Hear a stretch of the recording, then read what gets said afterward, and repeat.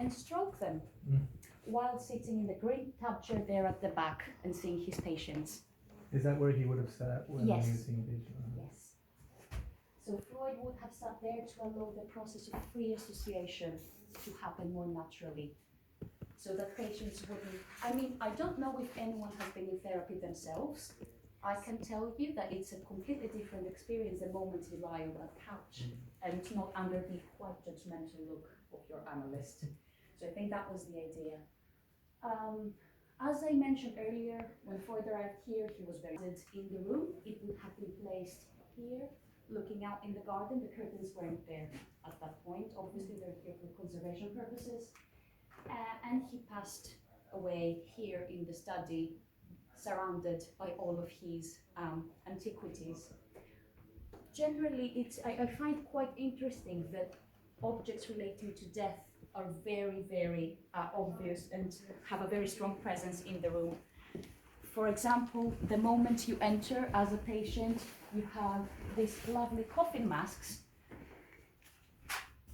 from the 1200s BC. They're from Egyptian coffins, staring right at you. This is made out of Pentelic marble. It's Greek, potentially Athenian, and it comes from a funerary relief. So traditionally in classical Greece, funerary reliefs would have 2 to 3 figures.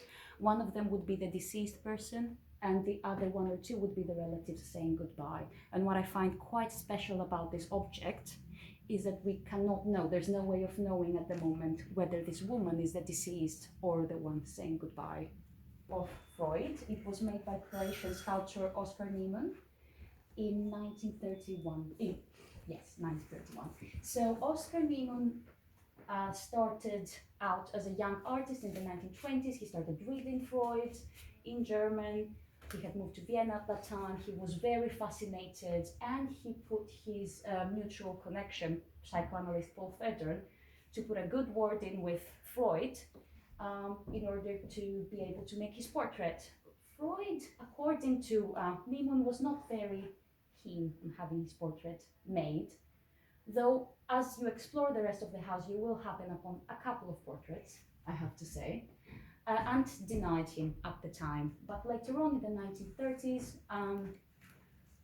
there was a portrait commissioned for Freud's 75th patient, a bit whatever. Nevertheless, Freud agrees to the portrait. He is somehow convinced by seeing this, a very early clay model of the final work. Niemann ends up making 3 different variations of the sculpture, one a wooden, a metal one, and a stone one, I would say. Correct me if I'm wrong. And Freud is asked to choose one of these for himself. And he chooses the wooden one, which is also very special because it's very rare that you see wooden portrait sculpture including elements such as the glasses. My take on this sculpture is that, for me he looks quite judgmental, he looks a bit, not in a great mood. Nevertheless, when Freud was asked why he chose this, he said it's because of his vivacious and friendly expression. He would make a lovely companion for the study. And the final thing that I find particularly interesting is how he chose to position it here. So maybe the patient wasn't able to see Freud in his tub chair, he still had a view of him here. Coming in. So, His glasses? sorry? Are those a replica of his glasses? These are the actual glasses, Yeah, but the writing is a replica. So the glasses are the actual ones. Oh, nice. So this picture is part of the Lucian Freud temporary exhibition, and it's Lucian's Freud mother resting, which I think it's quite an interesting. Sigmund's sister-in-law? No. Lucian. So Lucian is his grandson, He's Ernst's son, exactly. and this would be Ernst. Maar we So hebben het this nog would gezien be inderdaad, ja. Lucy Freud. Ja, ergens anders, hè? Ja.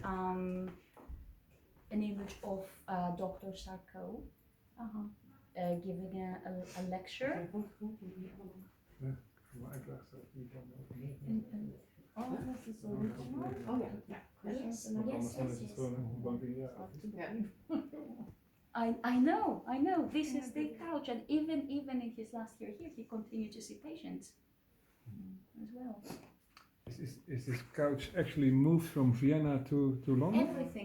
Everything that Oh, you wow. see here has moved to Vienna, and even the bookcases were dismantled from Burgasa 19 and put back together here. Yeah, oh, cool.